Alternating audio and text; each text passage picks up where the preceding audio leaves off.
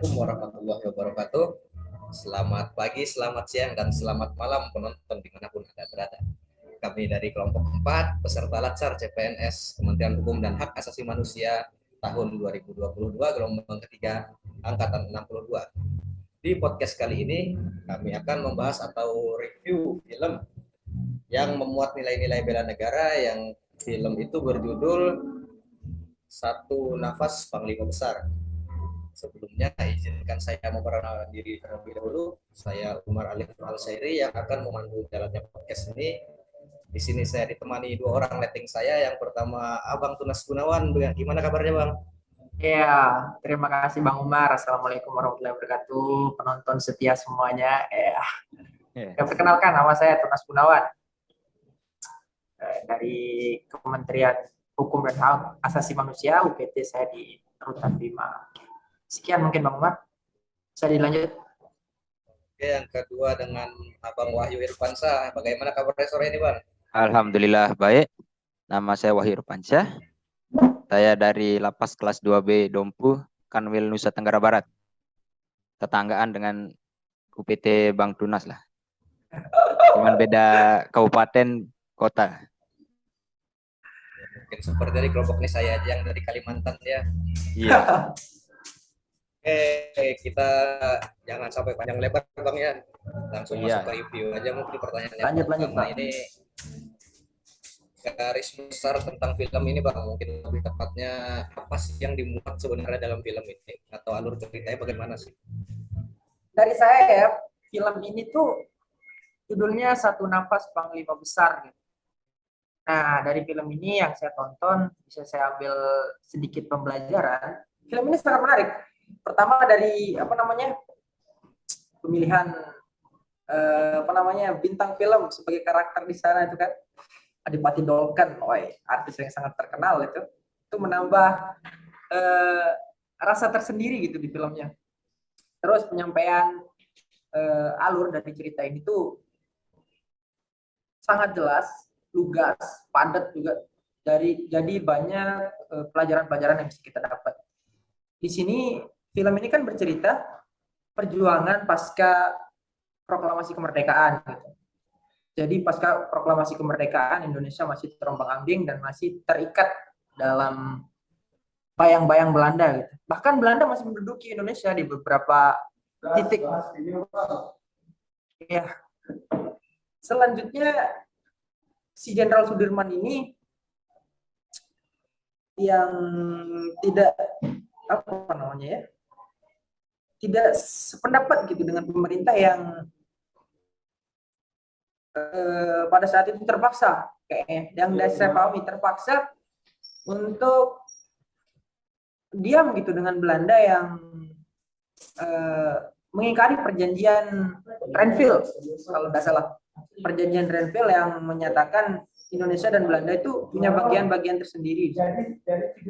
Jadi Belanda tidak mau mengakui itu, membatalkannya secara sepihak, dan pemerintah nggak bisa berbuat banyak. Jadi Jenderal Sudirman ini memimpin pasukan untuk bergerilya.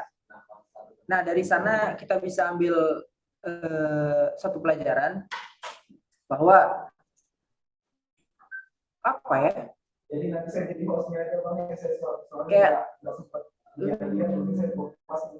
mungkin untuk bangsa kita rela mengorbankan apa saja gitu.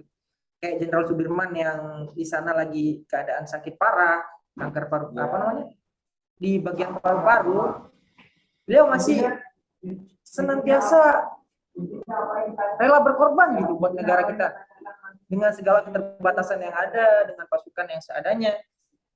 Beliau mampu memimpin pasukan untuk bergerilya melawan Belanda yang notabene pasukannya itu beribu-ribu gitu. Jadi pelajaran di sini keterbatasan kita itu tidak bisa menghalangi kita untuk berjuang gitu. Film ini ya inti yang garis besarnya nih Bang ya. Iya. Untuk yang kedua ini apa sih keunggulan film yang disutradari oleh Viva Westi ini? Apa sih keunggulan dari film ini sebenarnya Bang? Baik, keunggulan dari film ini itu mengajarkan kita untuk bagaimana kita menjadi jiwa patriotisme, jiwa rela berkorban, jiwa cinta tanah air. Walaupun Jenderal Sudirman di sini dalam keadaan sakit dalam berperang, tetap tidak akan menyerah dengan situasi keadaan pasca kemerdekaan diserangnya Indonesia oleh Belanda. Gitu. Kemudian ini pertanyaan yang ketiga. Nah, ini masuk ke keunikan film ini, Bang.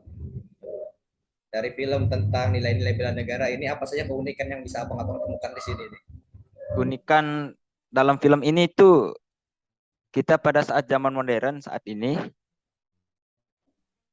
kita bisa melihat bagaimana keadaan setelah kemerdekaan yang pada saat zaman dahulu, karena film-film yang sekarang ini kan yang katanya Bang Tunas gitu tentang cinta, tentang apa. Kalau yang ini kan keunikannya bisa Galau ya. menggambarkan jiwa patriotisme gitu, jiwa rela berkorbannya dan tidak galau-galau gitulah, karena ini jiwanya semangat. Yang terakhir mungkin sebelum kita tutup podcast ini nih, yang berkaitan juga dengan tugas kita kan podcast tentang bela negara kan, Bang. Apa aja nilai-nilai bela negara yang dapat dipetik dari film ini? Mungkin bisa deskripsikan juga. Ayo Mas Wahyu duluan. Oh iya, Silakan. kalau yang saya bilang paling utama di sini tuh rela berkorban. Karena kita kan di sini tuh bertaruh dengan nyawa pemeran tokohnya, rela berkorban demi bangsa, walaupun si pemeran tokoh utama ini dalam keadaan sakit, dimana juga cinta tanah airnya. Itu saja sih dari saya. Gimana Bang Tunas? Ya, Bang Tunas ada tambahan gimana? Ya, nilai-nilai bela negara yang terkandung dalam film ini gitu ya. Seperti yang dibilang Mas Wahyu tadi, semua nilai bela negara itu ada di sini. Gitu. Kayak cinta tanah air, kecintaan Jenderal Sudirman dan para tentara lainnya gitu kan, rela berkorban segala macam untuk mempertahankan kedaulatan negara kita. Terus ada lagi apa lagi tuh? Cinta tanah air, rela berkorban, terus setia pada Pancasila dan undang-undang. Ya, setia pada Pancasila dengan apa namanya? Adegan-adegan yang diperlihatkan di sini malah sampai bersedia korban nyawa gitu para tentara di sini. Dingin-dingin di dalam hutan dan segala macam. Dan apa ya? Mungkin itu. Terima kasih kepada penonton yang sudah menonton video ini. Terima kasih juga kepada pengajar kami Bapak Khairul Walid atas materi-materi yang telah diberikan kepada kami. Ya, saya ucapkan terima kasih untuk rekan-rekan yang sudah berpartisipasi di video ini. Ya, Pak. Aman-aman. Sekian dari kami. Nantikan lagi podcast kami yang lainnya. Assalamualaikum warahmatullahi wabarakatuh. Waalaikumsalam warahmatullahi wabarakatuh.